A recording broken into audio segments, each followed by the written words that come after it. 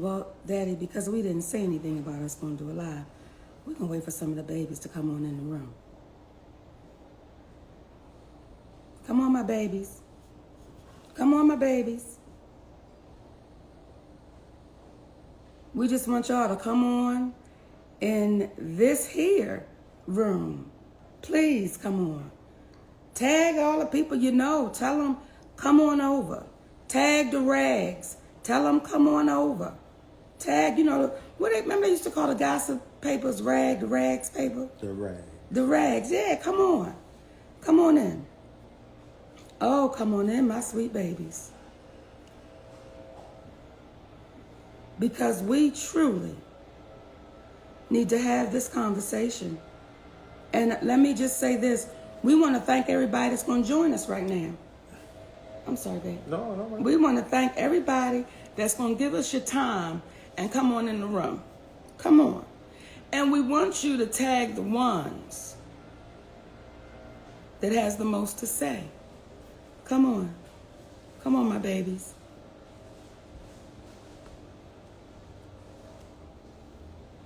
Come on, sweetnesses.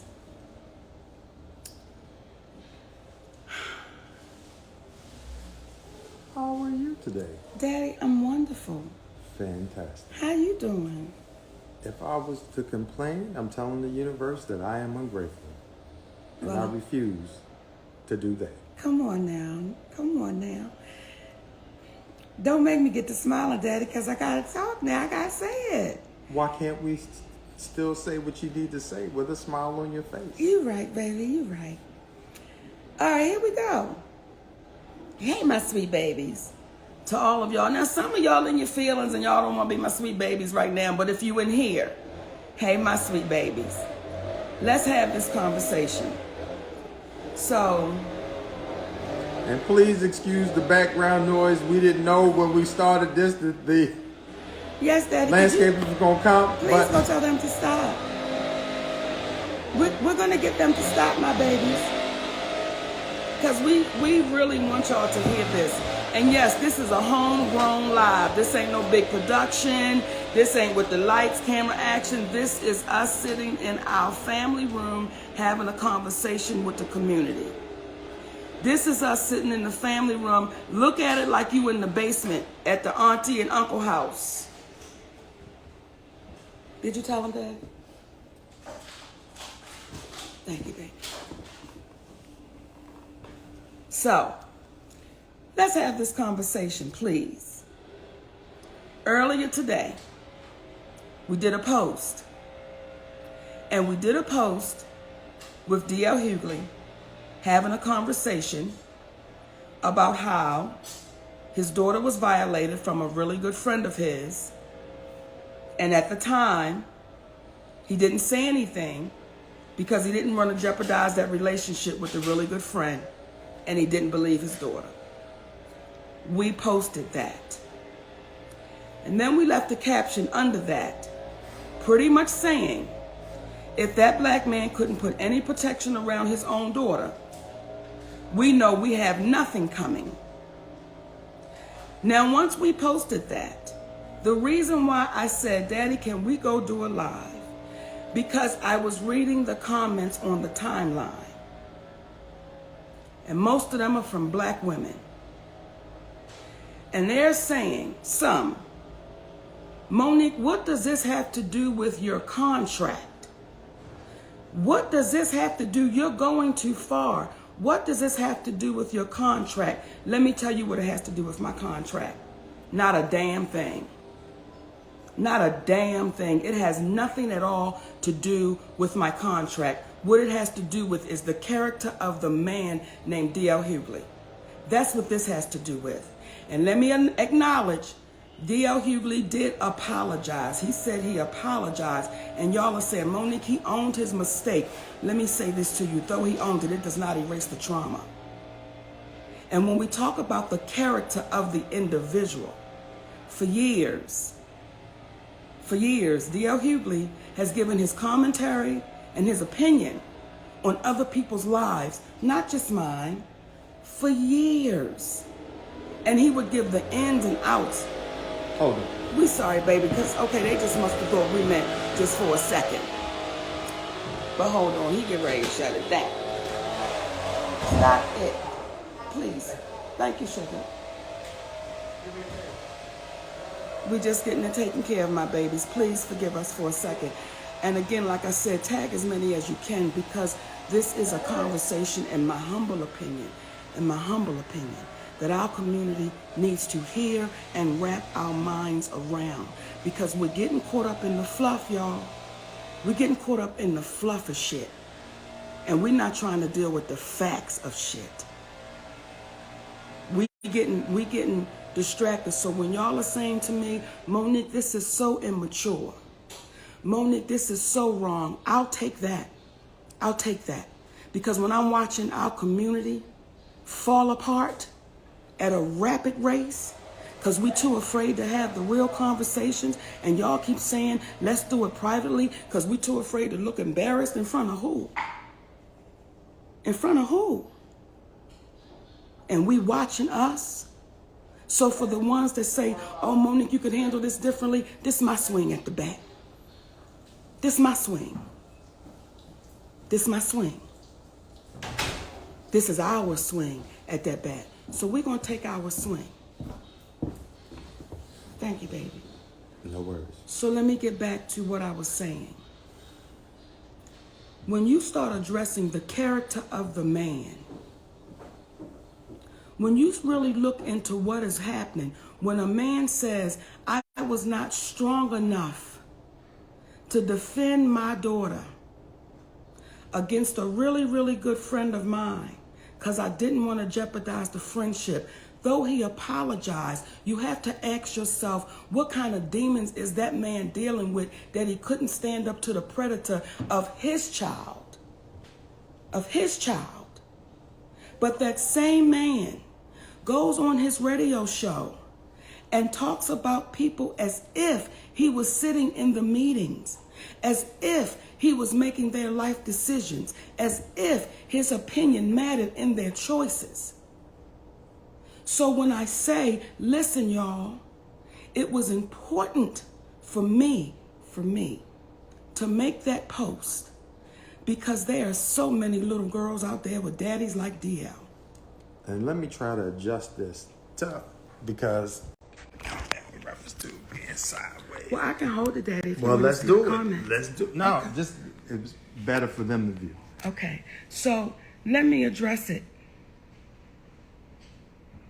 When y'all are asking me, is it okay to re-traumatize his daughter? Listen, y'all, let's stop playing this game. There's nothing I could say or do to re-traumatize that baby because the trauma has already set in. However, if we speak it out loudly and we say it to our community, maybe the next baby won't have to deal with the goddamn trauma. See, when I made that post, it was intentional. It was intentional. It was intentional. And let me say this too. When we speak about the character, we don't know D.L Hughley in the totality to speak about his character, but what we know is about his actions. So what we can say reasonably and factually is that when you have a man that said, essentially, that he didn't do right by his daughter, that seemed to me that it would create a level of humility that you wouldn't go after other people so vehemently in the manner that you do. So that's the moment when humility steps in and say, I have my own demons to deal with. So moving forward, the way in which I approach and go after people, I will not. You see, when Monique went on his show trying to support her friend at that time, DL, and she was asked, would you rather your husband sleep with Lee Daniels without a condom or Corinne Steffens with a condom? That is a violation of a woman's whole position, because you're violating this black woman as you are violating your community, because you're trying to point out this is a person who is this man and this woman here, and there are implications surrounding both of them that are unsaid, which is why he chose them. But now, like many sisters who have seemingly Stockholm syndrome, you've been captured and fallen in love with the captor that's violating you. Because if you're protecting an individual that said, I didn't do right by my daughter, and you're hearing a black woman saying, I went on his show as a friend, but he didn't do right by me. What do you guys think you have coming? What do you ladies think that you have coming? When black men or men tell you that you look like something is wrong, the reason why many of you, something is wrong, because you suffer in silence. And please, Daddy, let me address something. When I hear y'all saying mind your business, did you say the same shit to DL when he talks about everybody's business? See, I didn't put DL's baby out there. It's an interview that's out there. DL told the story. What I did was posted the story to say, look at the character of the man.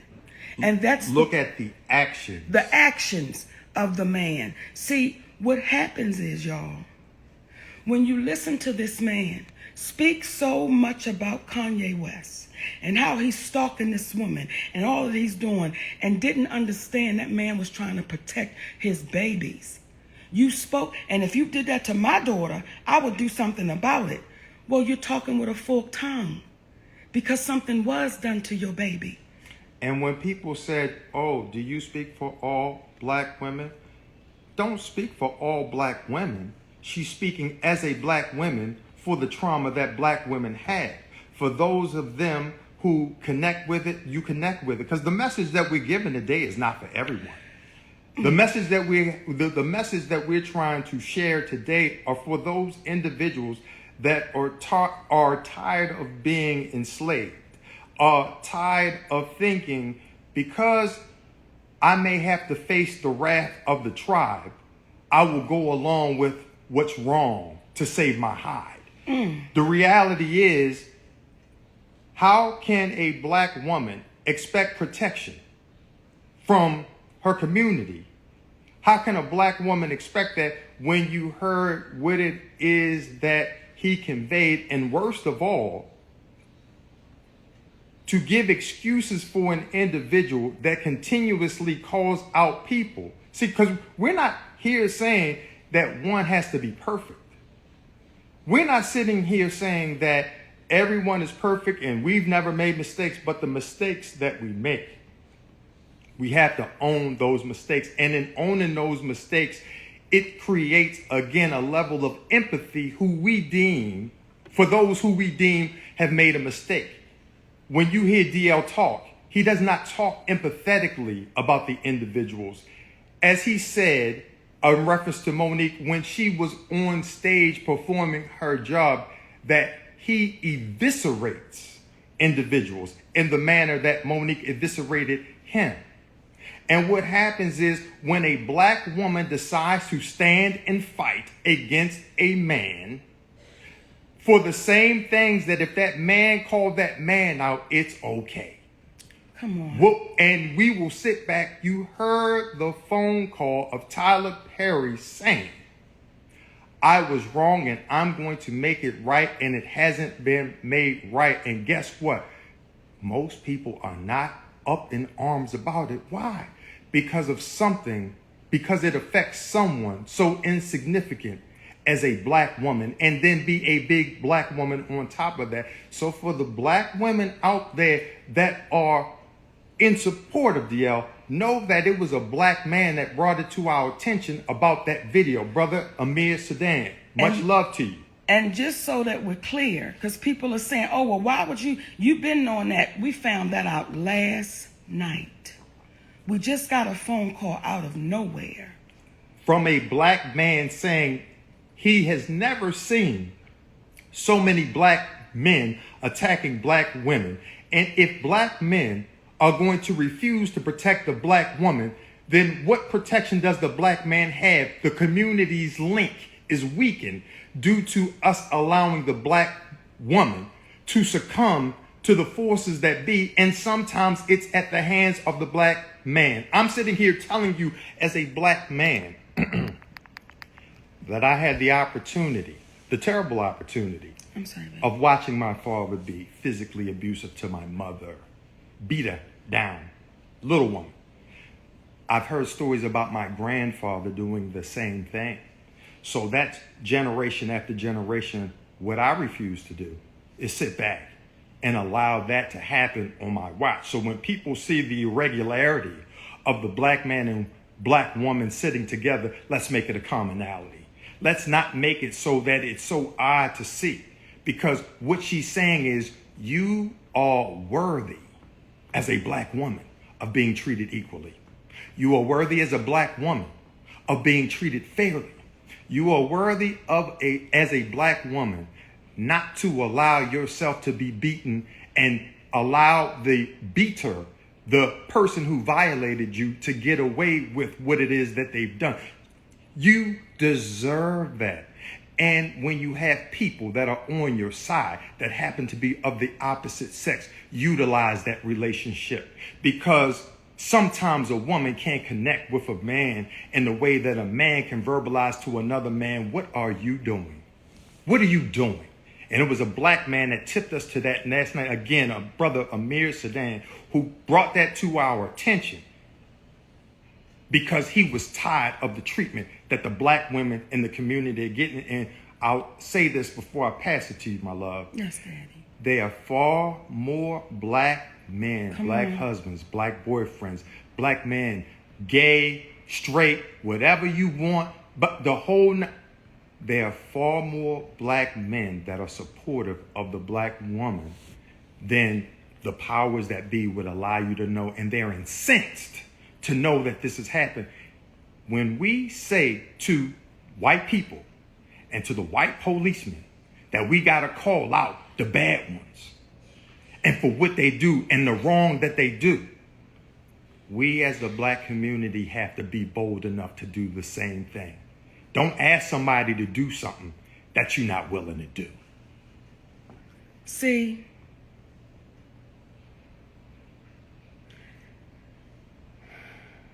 I keep saying I understand it.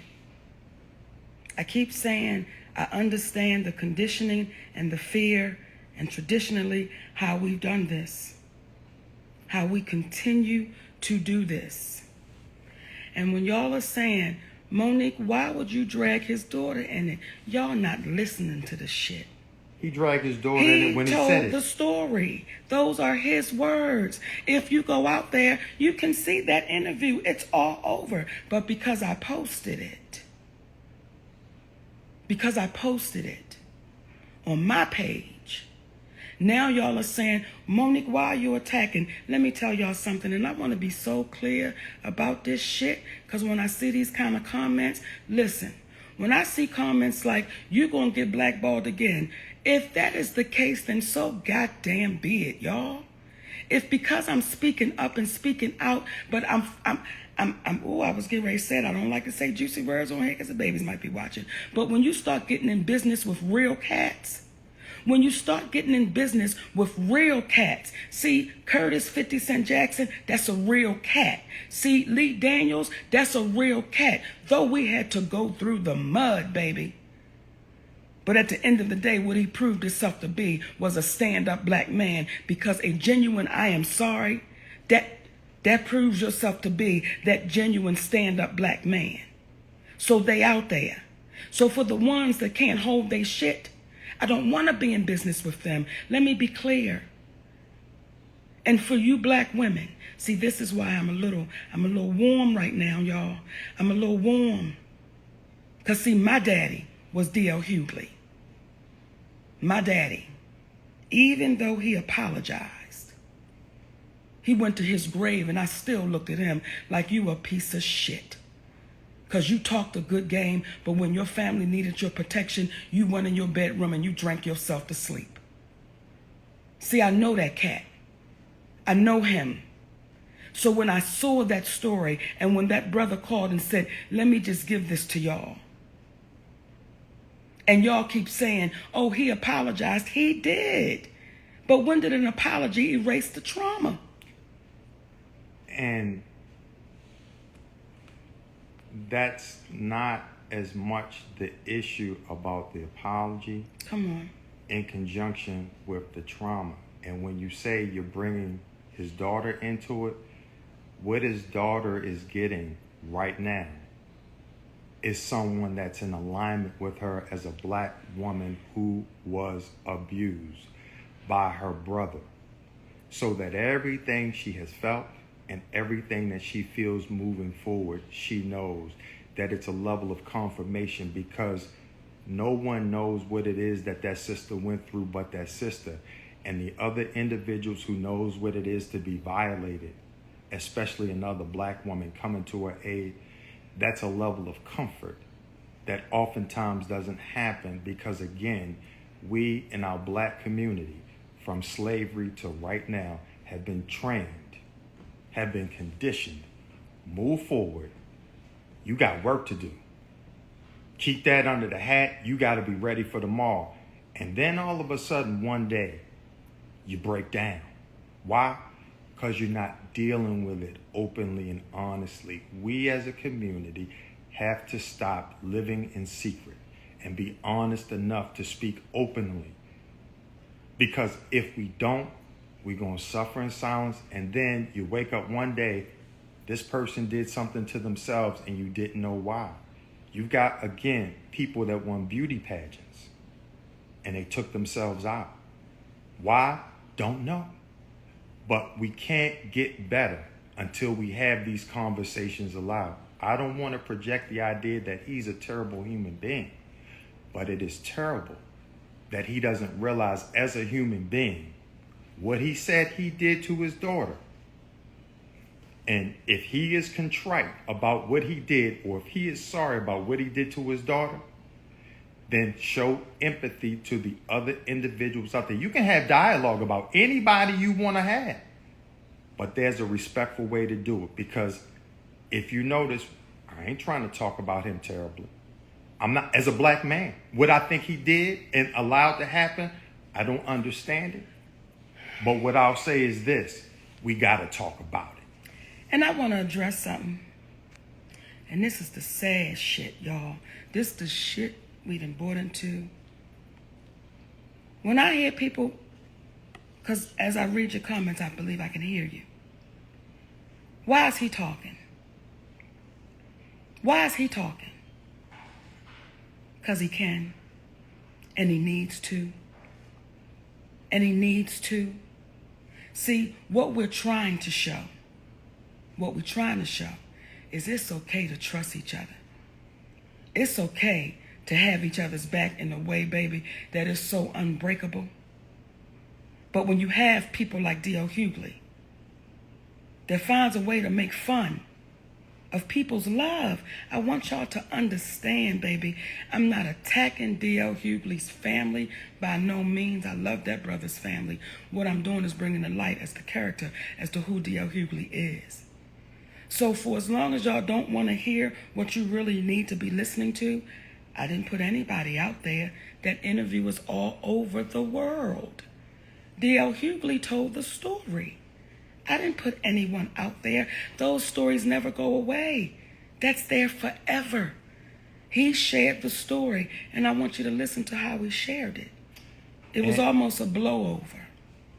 And if you're wondering why I'm speaking, come on, because I'm not a star, I'm not a celebrity, then you can understand why in your everyday life people look at you. Why are you speaking? And when you're not courageous enough to speak up because people don't think that you are valid enough, you big enough, you a star, and you stay quiet, you've let them win. We don't care who's on our side as long as we're on the side of what's right. If you can prove us wrong, prove us wrong. If you can show that D.L Hughley hasn't talked trash about people before and after he made that post, then we apologize. But if you can't show that, then you would have to ask yourself, how can a man betray his daughter by believing a friend that he likes a lot over the daughter that he's supposed to love, but then feel comfortable talking about other people and the things that they've done wrong? The only way you can do that is by not acknowledging the magnitude of what you've done wrong. Our sweet community. Our sweet community, y'all. And we're watching it. We're watching it. We watching it. And all this privacy stuff, all this having in privacy. And there's a list out there of the people they say I had a problem with. Whoopi, Oprah, Tyler, Steve, Will Packer. Who else is on that list? Cheryl Underwood, Kim Whitley. It's quite a few people on the list. It might be about 10 people on the list. What I would suggest is get them all together. All of them. Let's do a BET town hall meeting. Let's do a meeting publicly. Let's have every last one of them tell them what their problem is with me. And what you'll find is with every last one of them, they try to bully or either talk foolishness and they got it handed back to them and they could not handle it. Get them all together. And they point out all the people that she's had a problem with. But what they fail to mention is the details of why she has a problem with them. Yeah. And why they have a collective problem. Let's delve into the specifics, because we as a community, we get caught up and we buy into generalities like a deal memo. People, woo, boom, bang, bang. Oh, he done dropped the bomb. He got it now. He got it now. A deal memo with no signatures, but y'all gonna question her contract because it came from our attorney. But y'all didn't notice that the deal memo came from his agent, not even from a legal standpoint. The agent, this is what they said that they wanted. That's why we got specific. So if we got to take the heat for saying we love the community so much that we're going to try to tell them the truth. We heard this wild story one time. We heard about this cat that took one fish and fed a whole group of people. He walked on water. He was for the people. He hated when he saw the vendors taking advantage of the people. And he did all this good. And he died on the cross. We heard a story about that. So when you hear about a cat that we ain't came close to in the sense of, we ain't not walked on water, we ain't took one fish. Now, we took some fish and may have fried it up, but there's enough fish for everybody. No miracle. And they put him on the cross, we know we ain't got nothing coming. So we not doing it for any other reason than for the people that are willing to listen, they'll hear it. For the people that don't, it's not meant for you. But when you keep getting mistreated, understand it's because you embolden the mistreater to take advantage of you and yours. You know, my, and thank you for doing this live too. I guess my energy has calmed a little because when I was reading my timeline and I was answering some of y'all back, I had to. Because it was sisters. It was sisters, y'all. It's us saying that our little girls and our babies ain't worthy. It's what? And Miss Spencer, when you say worry about yourself, that is the most selfish act you can do. Because if you worried about yourself just in the sense that you're talking about, that's selfish.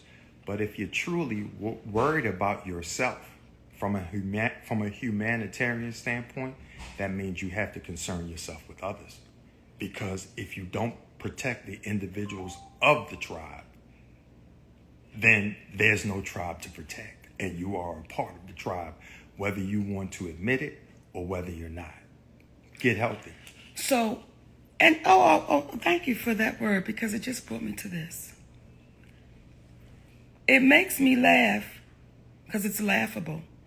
When I see y'all put, Mo, you need to heal. You need to heal.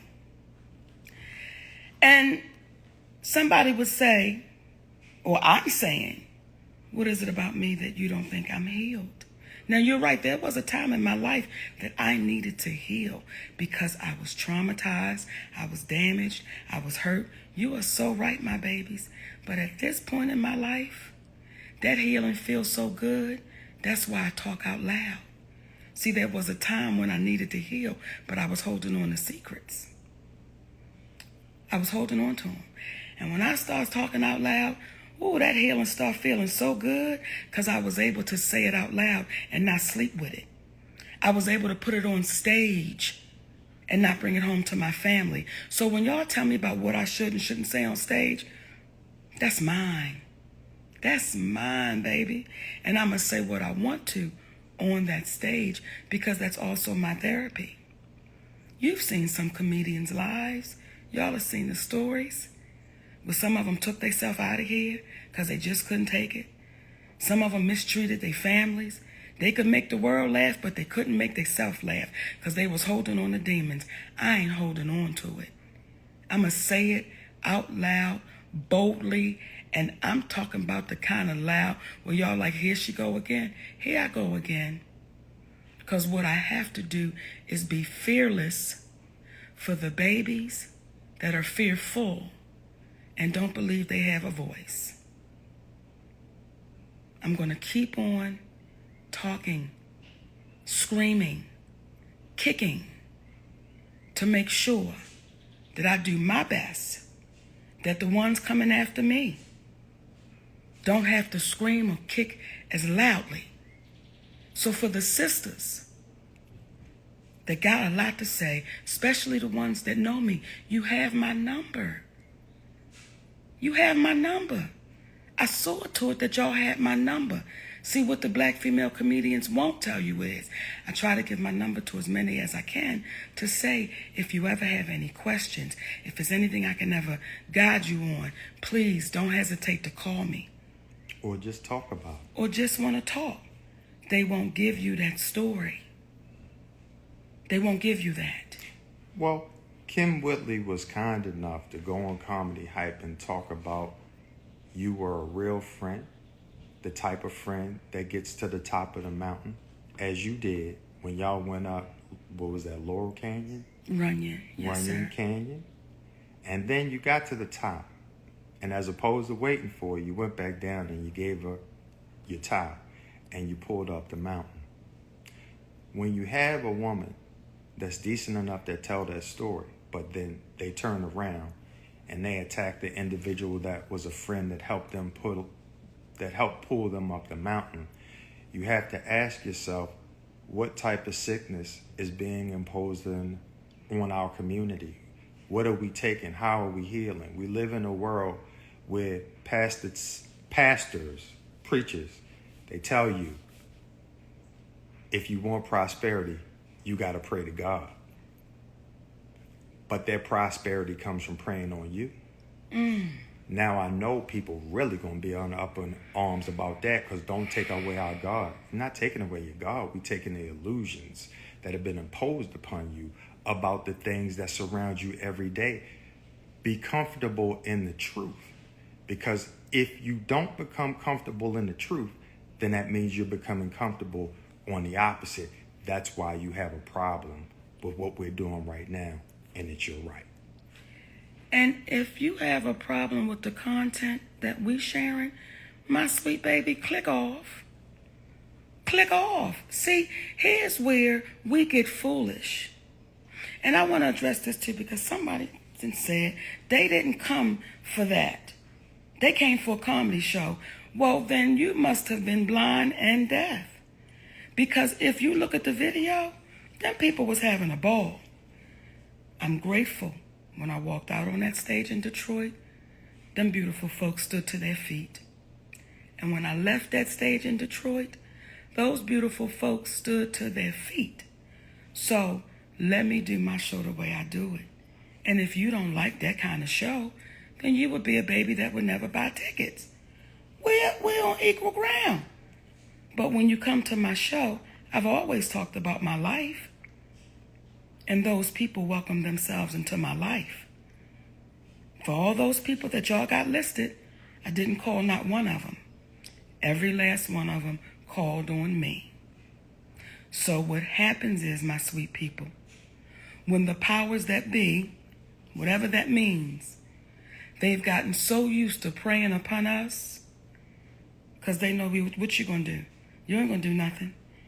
There are some men, not all, but there are some black men. Again, let me say it, not all, because there are some beautiful black men out there. But there are some black men like D.L Hughley that like to prey on us.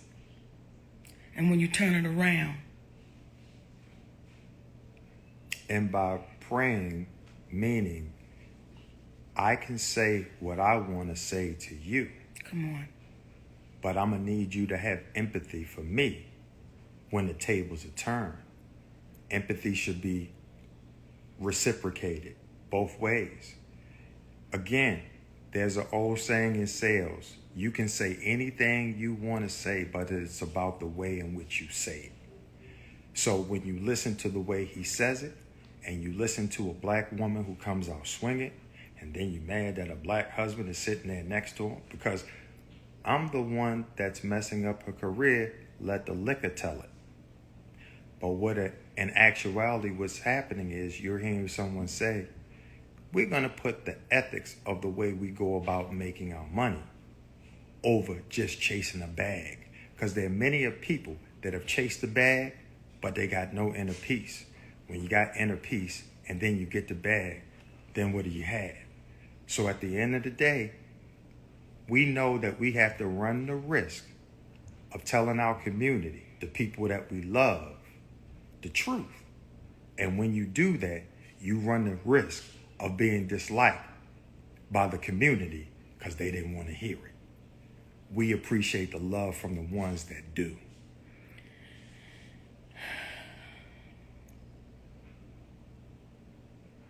I'm just, I want to think about how I'm going to phrase this. When y'all are saying to me, Monique, you should have just called him. Why? When I hear DL saying he gave me a chance to do what, DL? You're not in a position to give me a chance, brother. You're not in a position to give me a chance. Why is he not in a position to give you a chance?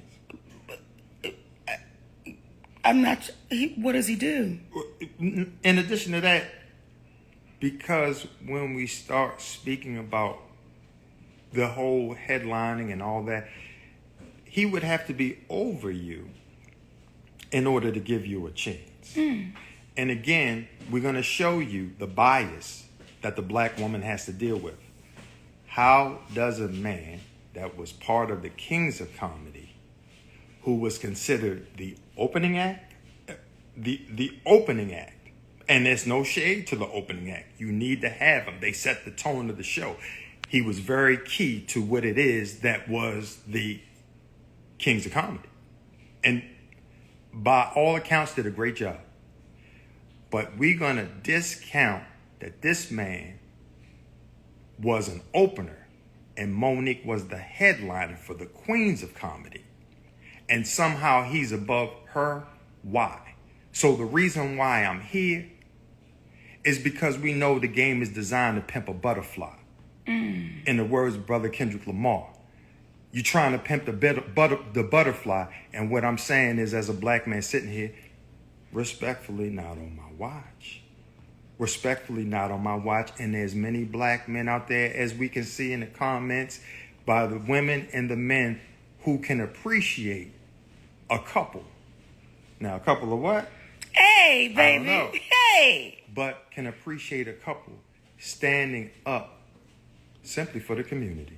And let me just say this to y'all so y'all can understand this business. Because I keep saying this foolishness about he gave you a chance when his people told him not to work with you. That's not how this game works. That's not how a promoter will call and a promoter will say, I want this one, and this one. That's what the promoter will say. Right? That's not, and if you want to do the show, you say yay or nay. They've called me about 2 shows with D.L Hughley. What you need, Daddy, this? 2 shows. The one was in LA, Super Bowl weekend. He was on it, then he was off. And this one in Detroit. D.L Hughley is an artist. That's it. He doesn't have a production. Well, I won't say that. I don't know if I'm having a production. I don't know any of that. Necessary. But what he wasn't in a position to do was give me a chance. And is he saying that just because he's a man? I want y'all to hear this, y'all. People that do a show with me, I don't give them a chance. That's the promoter. The promoter is paying them. The promoter is paying them. It's not, I'm not giving you a chance. Now, there some promoters will say, Monique, who would you like on the show with you?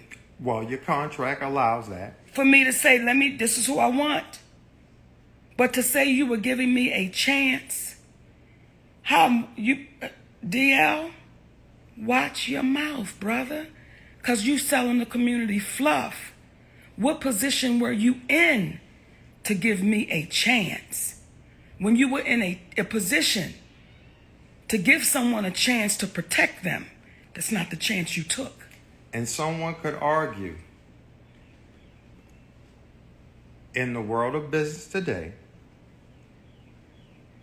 if you can't provide a contract, if you don't have paperwork and a paper trail showing that you earn money, the world we live in today, people could construe that as getting paid under the table. So if you see somebody get paid under the table, but they calling you out because you actually have a contract, and I'm not saying that's what it is with DL. What I'm saying is, where's the contract and why do you handle it in that way from a business standpoint? You see what I'm saying? Because when you start talking poorly about people, one thing leads to another. You start peeling the banana back. And black women, if you start getting the treatment and the protection that you sometimes falsely try to put on the black man, then our black community would appreciate itself even more.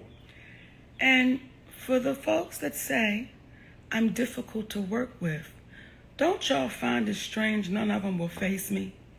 So for the cowards that's in here, they're saying, but you're difficult to work with. Well, number one, you've never worked with me. But number two, why won't any of those people face me? Why won't any of them say, this is what the difficulty was? Because what they do is bank on our community just going along with the foolishness. And we oblige. We jump right on the bandwagon. That's why they're able to exploit us. That's why they're able to take advantage of us. Because what they know is they ain't going to stand together. And when in the history of entertainment or anything else, have there been a barrage of black women trying to exploit society as we know it? The black woman has been the bearer of protection and services for the white man, the white woman, or black man. And as I've said before, who's been the one that's looked out for her historically? She's had to look out for herself, and black women get looked out for so little that it appears to be an egregious act when a black woman says, I've got to stand up for myself. And a black ass husband gonna sit there right with him. Come on now, Daddy. That Negro. When y'all make comments about why didn't you address the promoter, again, y'all wasn't listening. The first thing I said on stage was the promoter was raggedy. That's the first thing I said. That's the first thing I said. That the promoter was raggedy. That's the first thing I said. But y'all skipped over that. See, this is the part that's really disheartening. I like to get down with my folks. I like to get down with the black promoters that call, because I know how hard it is for the black promoters. So when they call, I take it as an honor, and I like to get down with them. Now, do we always run into the ones that's on the up and up? Not always. But then do we run into the ones that lay it out? See that show I did in Philly? His name was Raymond Anthony, right? Raymond Anthony. I did a show at the Keswick in Philly the night before Detroit. When I tell you, baby, they had it laid out. His mama was there. And when you get the food from mama, his mama made that food. Then family. Then when I get upstairs, there's a caterer upstairs that then catered the food and laid it out. I mean, it was just boom, boom, boom, laid it out. When I get to Detroit and I get upstairs to my dressing room, if I could have shown y'all what the food looked like. It looked like it was picked over, touched with, messed around, cold, no heat to it, no nothing. There's a lunch meat tray that comes in there because some of the team like that lunch meat. I said, we can't even eat that. It was so thrown together, and that was a black man, y'all, with his daughters. So I started out that the promoters was raggedy. That's how I started that out. So again, please do us a favor. Take the time out to listen to what's being said and not just what you want to hear. Now, I don't say that in judgment, because there was a time I was guilty of that. There was a time Sydney and I would have conversations and I would repeat back what I thought I heard, and he would say, that's not what I said. That's not what I said, but that's what I wanted to hear. That's what I wanted to make it to be. And he would say, repeat back exactly what I said to you. And then when I repeat back exactly what he said to me, now I got to stand there and say, that's what you said, but I repeated what I wanted to hear. So I understand it. And Ms. All Right, when you say, why did you do the show with him? When we saw that it was seemingly becoming a problem, Monique said, hey, listen, let DL do this thing. I don't need to be on that show. Give it to him. If he got a problem with me, the promoters said, what was the episode from Good Times when they had the bad food and they had to go down to the supermarket? Yes. They brought the FDA guy in and he said, well, I'll taste it. Oh, no. They wanted Monique to be on the show. So she tried to bow out gracefully.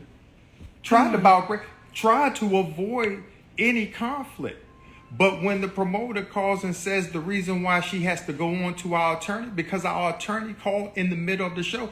When that happened, the promoter said, well, DL is not even in the building yet. So that means that he was late for the show based upon what the promoter said. That's not what we said. That's what the promoter said to our attorney. He wasn't even in the building, which some would argue that speaks to professionalism if that is in fact true. Okay? But again, you don't hear the giving, because what Monique did was she put her ego to the side and said, I'm not going to deprive the people of a show and the flow of the show because I'm being done wrong. No, they going to get what they supposed to get. But so is DL. But so is DL. And when y'all say, what's the name of the promoters? If you go through and you look at the information, it's right there. I believe it's New Day, but look at it for yourself. The name of the promoters is right there on the run of shows. You can see it. See, once again, y'all, remember what they would say about us. If you want to give them some information, put it in a book. If you want to hide information. If you want to hide the information, put it in a book, because they won't open it up. They'll just take somebody's word. Y'all just willing to take this man's word and not do your homework. So again, as I read some of these messages in here, the promoter is not the issue.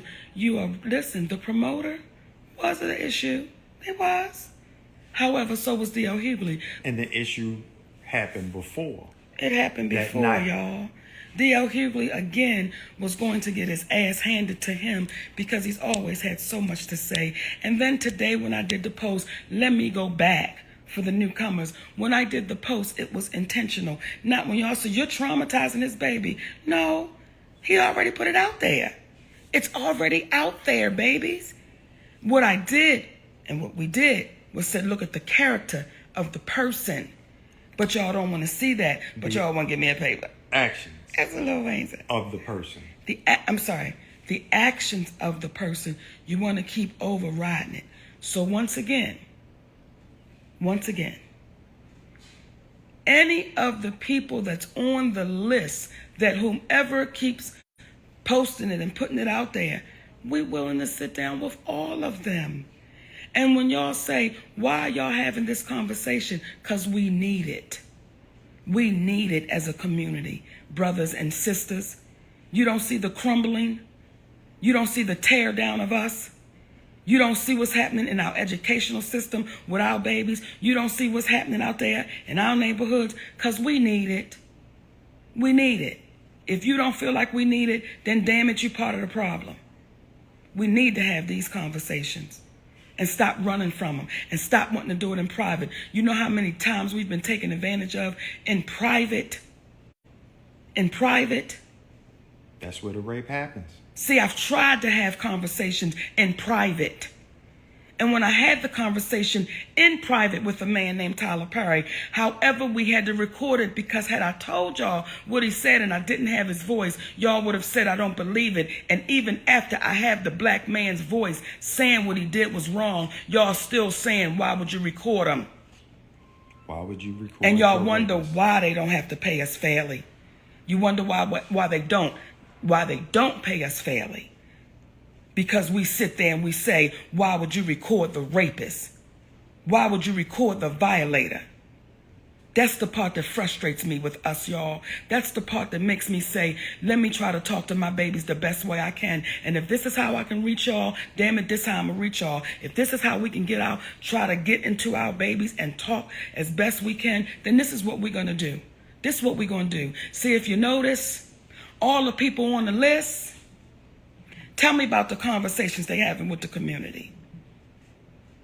Tell me about the conversations that they're saying we got to do better. Tell me about the conversations that they're saying stick together. Tell me about the conversations that they're having with us saying we want you to have a healthy, happy marriage. Tell me about them conversations, y'all. The people you got on that list talk about boss stuff.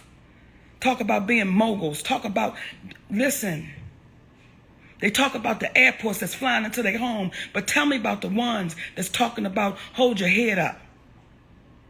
Tell me about the ones saying you got to have integrity and pride. Tell me about it.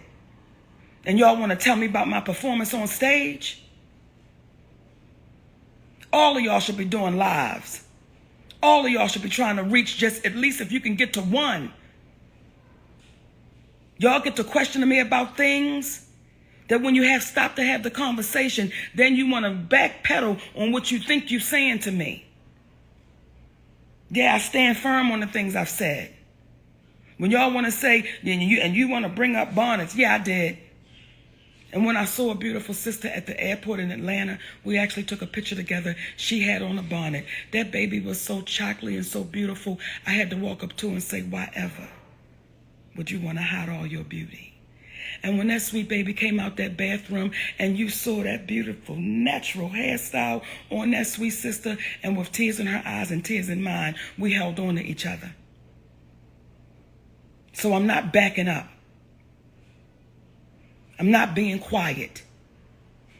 I don't care if it's an all-boys club. I don't care if the boys get together and want to support what they know is wrong. Yeah, I feel sorry for all of your wives and all of your daughters and all of your children. If you know you're supporting something that you know is wrong, and what my husband has always said to me, when you know you support what's wrong, you will succumb to what you support. So if y'all want me to go away and be quiet, don't come to where I play. Don't come to where I play. But if you come to where I play, I'm going to play the way I want to play. For those of you who say, oh, here she get ready to take herself there again. There they go again. For my community, I'll take myself there. It's a damn shame that you won't.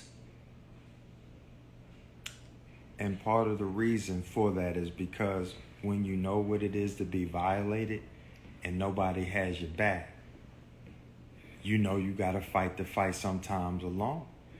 But when you get in a position that you can make some noise, because at one time, her voice was deemed as being irrelevant. When she got to Hollywood, she was told that big, cute, sexy thing you doing, that ain't gonna work.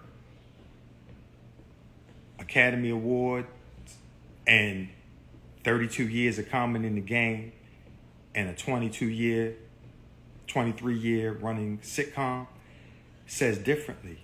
And this conversation is really us saying to the folks out there, Believe what you're seeing. Believe it. And when you see the truth, don't be afraid to stand up against it, because if you don't, the lie, it's going to sit you down. It's going to come back to get you. And when somebody say, Monique, you the problem, you damn right. You damn right I'm the problem. You damn right I'm the problem. No, they said it's not you, it's him. He's the problem. No, if this baby keep putting it in, baby, Monique, you the problem. You are the problem. Well, let me address it. You damn right I'm the problem. I'm the problem because I won't let you push. I'm the problem because I won't let you bully. So I'm okay with being the problem. It's okay. One time my husband said to me, Mama, don't run from people's words. Let them have what they're saying. You're right. I will agree to that. I am the problem. Why? Because I won't let you push and bully. Because I won't let you take advantage. I won't let you exploit. I won't let you do that, my babies. So again, my sweetnesses, we want to thank y'all for giving us your time. Even the ones that stayed in here the whole time and said, we the problem. What we doing? You love us so much that you stayed. Miss Things, thank you. We're going to be the fucking problems. That's right. Is that what that baby girl said? Be the problem, sis. Hey! Be the problem. We love you, sweet babies. For free. Now listen, June 18th, in Raleigh, North Carolina, at the Duke Energy Center. Give it to him. At the Duke Energy Center. But wait a minute, before I give it to him, can I just say something real quick? Because somebody just said, when you going to roast Corey Holcomb? I'm not. Corey Holcomb has been doing Corey Holcomb, baby, for years, honey. So I'm cool with Corey Holcomb. Get yours, baby. Get yours. D.L Hughley, on the other hand, that's a different story. So again, June 18th, Duke Energy Center, Raleigh, North Carolina. I told y'all I leave the stage, right? And that stage, we're going to put it on the stage. So I love y'all. And let me say this too.